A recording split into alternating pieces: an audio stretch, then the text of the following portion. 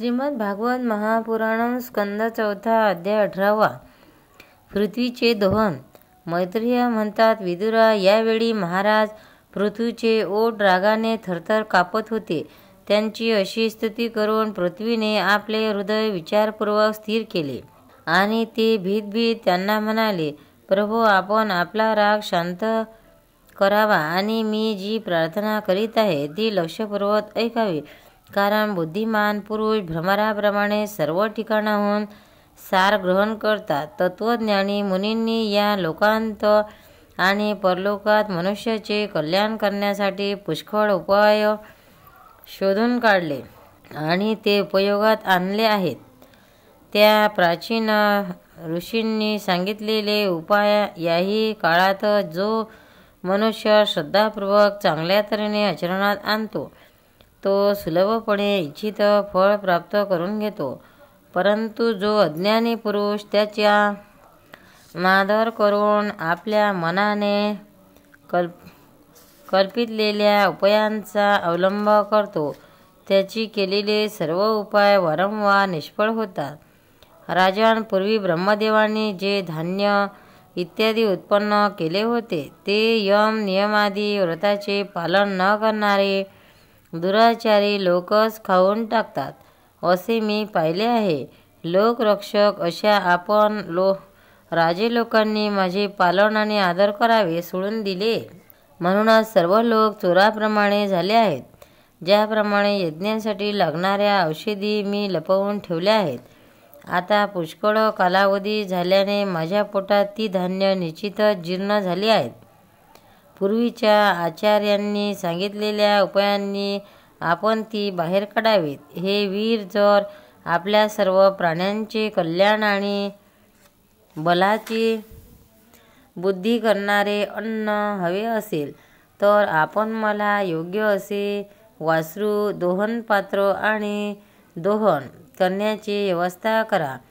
मी त्या वासराला स्नेहाने पाना पाजून दुधाच्या रूपाने आपल्या सर्वांना इच्छित वस्तू देईन. राजन, तुम्ही मला सपाट केले पाहिजे. त्यामुळे पावसाळा संपल्यानंतर सुद्धा माझ्यावर इंद्राने केलेल्या वर्षावाचे पाणी सगळीकडे टिकून राहील. माझ्या पोटातील आर्द्रता जाणार नाही. हे तुमच्या दृष्टीने अतिशय मंगलकारक होईल.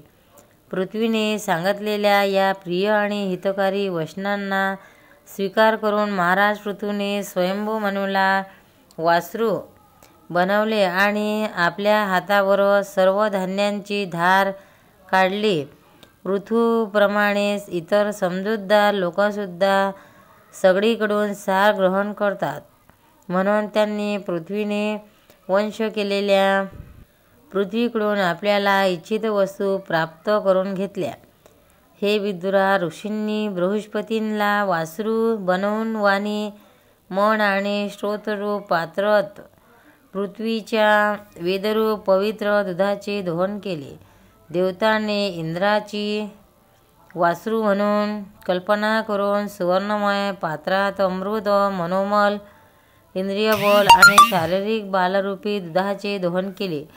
दैत्य आणि दानवांनी असुरश्रेष्ठ प्रल्हादाला वासरू बनवून लोखंडी पात्रात मध आणि आसवरूप दुधाचे दोहन केले.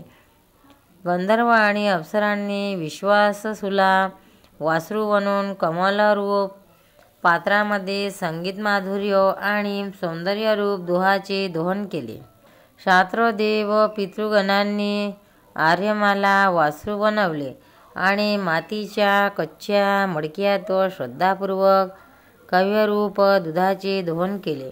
नंतर कपिल देवांना वासरू बनवून आकाशरूप पात्रामध्ये सिद्ध्यांनी, आदिमादी अष्टसिद्धी तसेच विद्याधरांनी आकाशगमन आदी विश्वाचे दोहन केले. किंपुरुष इत्यादी इतर मायावी योनींनी मय दानवाला वासरू बनवले आणि अंतर्धान पावणे, विचित्र रूप धारण करणे आणि इत्यादी संकल्परूप मायेचे दूधरूपाने दोहन केले. अशाच प्रकारे यक्ष, राक्षस, भूत इत्यादी मांसाहारी कन्यांनी भूतनाथ रुद्राला वासरू बनवून कपालरूप पात्रात रक्तरूप दुधाचे दोहन केले. बिन फण्याचे साप, नाग आणि विंचू इत्यादी विषारी प्राण्यांनी तक्षकाला वासरू बनवून मुखरूप पात्रता विषरूपी दुधाचे दोहन केले.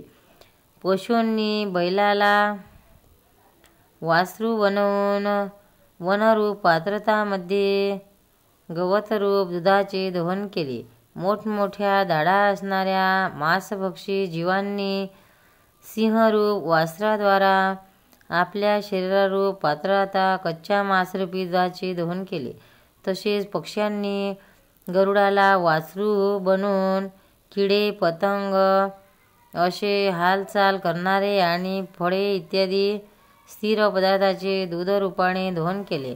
वृक्षांनी वड्याच्या झाडाचे वासरू बनवून अनेक प्रकारच्या रसरूपी दुधाचे दोहन केले. आणि पर्वतांनी हिमालयरूप वासराच्या द्वारा आपल्या शिखररूप पात्रतामध्ये अनेक प्रकारच्या धातूचे दोहन केले. पृथ्वी सर्व इच्छित वस्तू देणारी आहे आणि यावेळी ती पृथ्वीच्या अधीन होती, म्हणून तिच्यापासून सर्वांनी आपापल्या जातीच्या प्रमुखाला वासरू बनवून निरनिराळ्या पात्रामध्ये भिन्न भिन्न पदार्थाचे दुधाच्या रूपाने दोहन केले.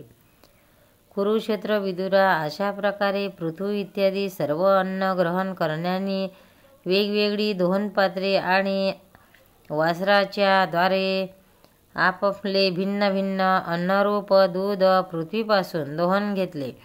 त्यामुळे महाराज पृथ्वी इतके प्रसन्न झाले की सर्व इच्छित वस्तू देणाऱ्या पृथ्वीबद्दल त्यांना आपल्या कन्येप्रमाणे स्नेह उत्पन्न झाला आणि त्यांनी तिचा आपल्या कन्येच्या रूपाने स्वीकार केला. यानंतर राजाधिराज पृथ्वीने आपल्या धनुष्याच्या टोकाने पर्वतांना फोडून हे बहुतेक भूमंडळ सपाट केले. ते पित्याप्रमाणे आपल्या प्रजेचे पालनपोषण करणाऱ्या व्यवस्थेत गुंतले होते. त्यांनी या सपाट भूमीचे प्रजेसाठी सगळीकडे यथायोग्य निवासस्थानाचे विभाग तयार केले आणि गावे, कसबे, नगरे, किल्ले, गोडवाडे, पशुचे गोठे, छावण्या, खाणी, खेडी आणि पहाडीच्या पायथ्याशी गावे वसवली. पृथ्वीच्या अगोदर या पृथ्वीतलावर नगरे, गावे इत्यादी विभाग नव्हते. सर्व लोक आपापल्या सोयीनुसार बेधडक जिकडे तिकडे राहत होते. अध्याय 8 समाप्त. गोपाल कृष्ण भगवान की जय. भक्तांनो, व्हिडिओ आवडल्यास व्हिडिओला लाईक करा, शेअर करा, सबस्क्राईब करा. तसेच बाजूला असलेल्या बेलवर क्लिक करा, म्हणजे याच्यापुढील सर्व व्हिडिओ तुम्हाला सर्वात आधी मिळत जातील. जय श्री कृष्ण.